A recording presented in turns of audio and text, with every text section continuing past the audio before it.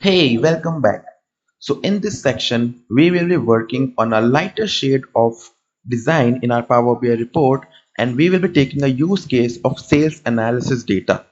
So before jumping into the report, let's take a very quick look at our data which we will be using so that you have a good grasp and idea of what you are dealing with, right? So this is your sales data.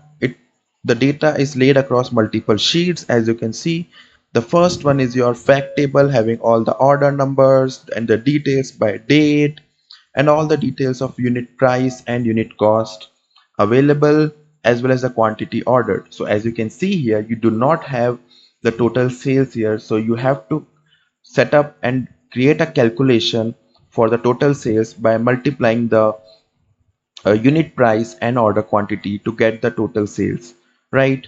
Similarly, we have all the other dimensions table, like we have for the customer names, we have the names of store locations, we have the product dimension sheets by regions, and then the sales team members as well. So that's the sales data which we will be using. A lot of analysis we can do on top of it. As you can see, there are multiple dimensions based on customers, store locations, products, regions, sales teams. So a lot of data, lot of depth into this which we can go to.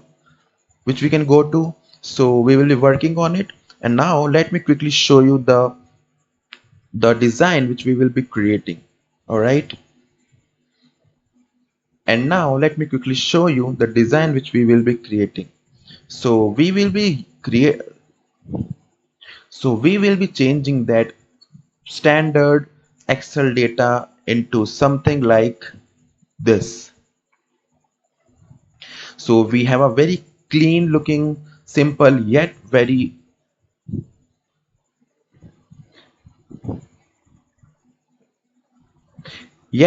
pleasant sales report here. So where we are showing the sales by date, by top 10 customers, by regions.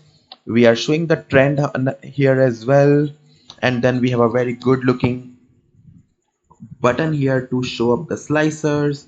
Let me show you how that works. As you can see here, we can use this slicer to filter out our data and then close this out as well. Then we have very good looking buttons available here which we can use to click on them.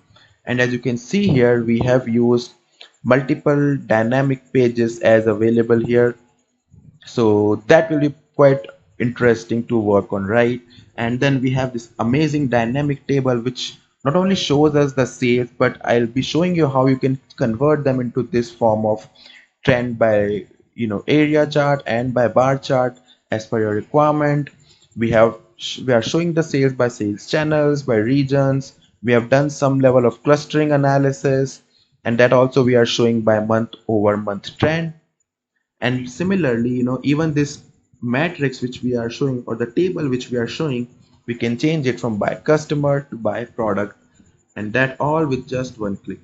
So this is our very simple yet very elegant looking sales report, and you will be working on its design right from the very next lecture. So I hope you guys are excited. So let's meet into the next one, and